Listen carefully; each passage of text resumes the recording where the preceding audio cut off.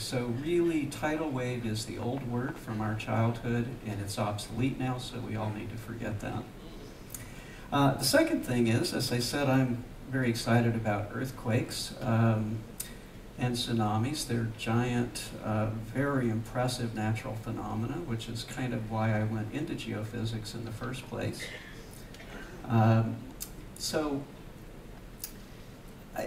In the business that I was in my entire career, though, we don't.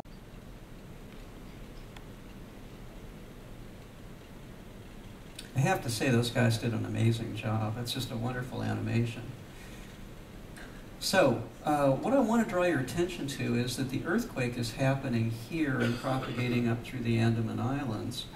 And they model that by making a bunch of point sources along it, and so it's going to ripple along. Now, the earthquake itself rippled along. Earthquakes propagate at about 3.5 kilometers a second. This is 1,600 kilometers. It took almost 10 minutes for it to propagate from end to end. So earthquakes take time. Big earthquakes take time. And so someone that wants to do a 30-second warning about an earthquake, but you're seeing in here, it didn't just go flat and let waves propagate out. It's still bouncing up and down. What that means is really important. If you're in the epicentral area of a tsunami and you get to high ground, usually you can tell you're in the epicentral area because the earthquake knocks you flat. If you get to high ground and you survive the tsunami, it's not over. This rattles on for hours afterwards, and people typically report that there is the earthquake propagating rather slowly, okay, much slower here than here. And here it's hit the edge of the continental shelf, and there's where the big amplitudes are, not back here, okay? So shallow water tends to protect an area from the tsunami waves. Notice Phuket sticks out here almost to the continental shelf, and we'll be seeing some pictures from there later. It got pretty heavily damaged. Okay, so I'm going to run it one more time. There was an important point there. It propagates more slowly here than here because it's shallower.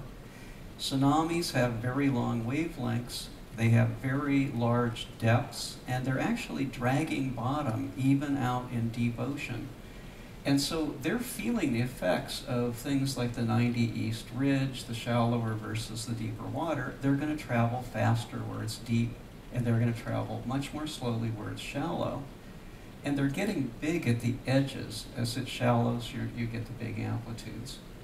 So here we go one more time. You can see it refracting off the 90 East Ridge here. It's changing the shape of the boundary. Here it's hitting the coast of India. And here, when it hits Sri Lanka, notice that it's wrapping all the way around. So even if you're on the back side of Sri Lanka, you're not protected because the wave diffracts. Out here, just off the edge is the Maldive Islands. They're very low, and even though they're quite far away, there was significant damage there because the highest point on some of those islands is 1 meter above sea level. Okay, well, I'm going to move on unless there's huge... I'm checking with my lovely assistant who's keeping track of time for me. This is a similar diagram from something like this, so we can see the earthquake happening, things spreading out. Now, these shallow areas are going to cause it to reflect because it's dragging bottom. It's sensing these things. And as you get into the shallow water here, you're going to see that it doesn't penetrate very far through it. It doesn't really reach the coast of Australia. But it is going across the deeper ocean and going down the coast of North America here, making this very complicated pattern because now we've got reflections off the side, off the islands, off seamounts, off all kinds of things. And it continues to propagate down the coast of Central America.